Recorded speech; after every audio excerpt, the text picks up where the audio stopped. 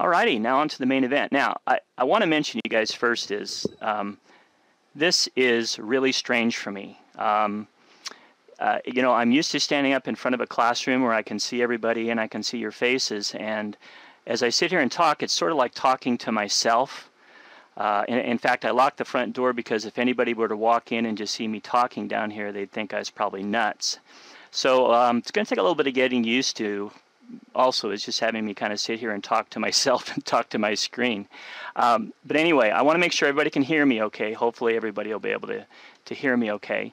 And I haven't seen anybody yet say that they can at least hear me. We are having some screen issues with the fit to screen and so on, but I think everybody can hear me okay. All right, so today's topic, online learning. The bottom line is that online learning is becoming a huge, huge deal.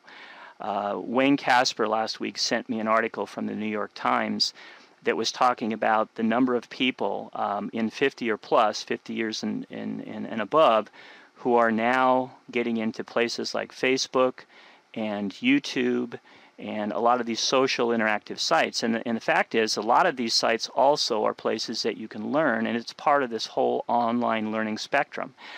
We at Senior Health are certainly getting into this because it's a way for us to connect to people. But the cool thing about online learning, like today, okay, you're sitting in the comfort of your home watching, hopefully, a webinar that you'll learn from. And you're doing it in the comfort of your home. Hopefully it's a convenient time of day, although I know that probably the evening would be better, and we'll do them in the evening in the future. But you can repeat and review things as much as you need from online, because a lot of the things that you get online are in a form that you can go up and see again and again and again. So the bottom line is, we feel that online learning is a huge part of the whole learning process, and we want to help you folks discover how to access this online learning material. And that's kind of what the start of this seminar is going to be about today, is how can we get you folks to access these things. Now, I just mentioned to you that why we're doing this is because, first of all, you're our students and you need to know about this stuff. Today, you know, being able to go to a webinar where you don't have to worry about paying for it, you don't have to worry about not being amongst friends, because we're all amongst friends here as we do these things. The bottom line is that this is a comfortable environment. This is part of the learning experience, and these are the kind of things that you guys need to know.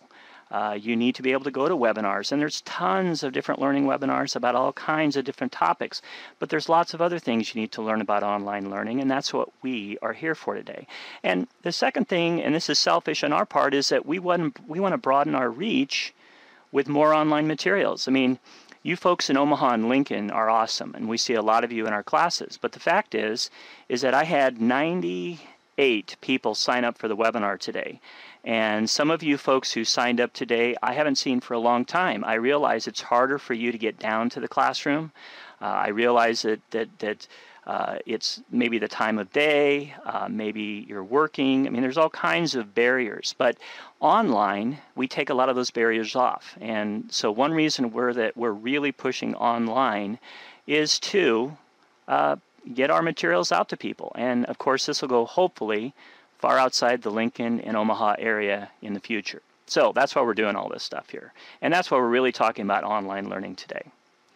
Now, what I'd like to do, today we're going to kind of cover, it's kind of an overview type of thing.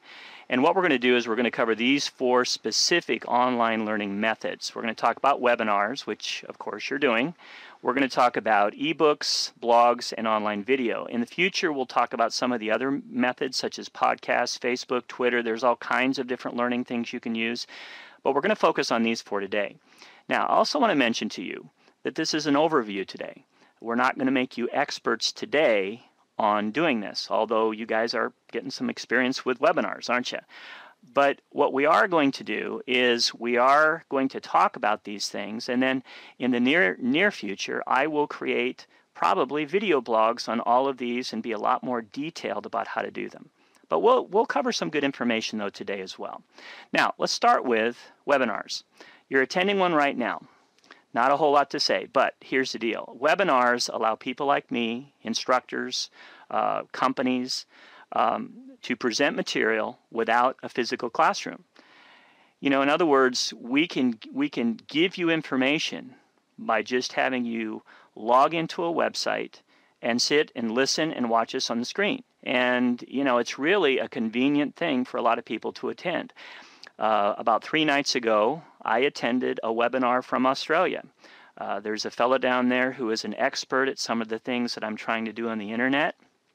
I've become friends with him, and I attend every webinar he has, and I ask him questions during the webinar, and he answers me, and I tell you what, it's awesome. It's just incredibly awesome. So webinars have really and are really becoming a great learning tool, and that's one reason that we're kind of introducing them to you today by having you attend one. Now, there are basically 2 types of webinars that you run into. The one that you're in today is what I would call a listen, see, and then you can interact by typing messages. And of course, some of you have been doing that down here at the bottom of the screen.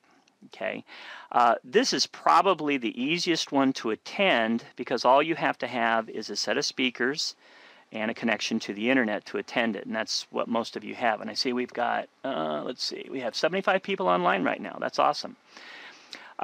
The second kind, and this is like I attended the other night when I was talking to the guy in Australia, is where you listen and see, just like you guys are doing, but I also had a microphone, and so I could directly talk to him. We will try one of these in the future. It's a little bit harder to do. You know, sometimes connecting a microphone to your computer can be a little bit harder to do, but I don't see any reason why we can't do one of those. And what happens in this one is if you want to talk to me, you actually have a little button where you can raise your hand. And you raise your hand, and I can see that you've raised your hand, and then I can click something on my end over here that will unmute your microphone. So your mic becomes unmuted, we can talk, and then when we're done, I mute you again, and we can go on. So it's really kind of cool that way. So those are the 2 different kinds. Now, in terms of webinars and how they work, and you guys all saw this because you were able to, you know, sign up and attend and all that kind of thing, but basically, I go up to this service and I set up the date and the time of the webinar. Then I send out invitations to anybody I want to invite, and all of you are invited because you're on our mailing list. So you're sent an invitation, okay? You respond in that invitation by clicking a link that says, I want to register. Registering typically means you just type in your name and your email address, you click a button that says register, and then you're sent a confirmation message that includes the link to attend the seminar. Now, I know that all of you did that because you're here, and the only way that you could have gotten here was to do what we just talked about. So that's the typical way that this is done. Now, I want to mention to you that there are some variations here. First of all, and I don't have this listed on my slide here, but one variation is where you actually have to log in with a password to a webinar. So when they have private webinars, rather than making it really easy for anybody to connect, when you first connect to the webinar, you'll be given a password that you have to type in. Now, we may do some of these in the future for our members only. We'll just kind of have to see how that is. But just to mention that there are some webinars like that. The second thing is that we're using your computer speakers today. We also could have used a phone number. In other words, there are webinars where you literally listen on the phone. You call the special number, you watch on the computer screen, and then you listen on your phone. Now, the problem with that is that you have to call a long-distance number typically. We could have done that today, but I sure don't want you to call long distance. So instead, we are using just the microphone and the speakers on your computer. And then finally, there are some webinars that you pay to attend. The one that I attended a couple nights ago, I didn't have to pay for, but last week I actually paid $20 to attend a webinar about a technical topic. It was a 3-hour webinar, and I got a ton of information out of it, and it was definitely worth my while. So every once in a while, you have to pay also. Now, again, as our example of this today, we're doing it. And we will continue to kind of refine what we're doing here and also hopefully help teach you how to better attend this webinar in the future.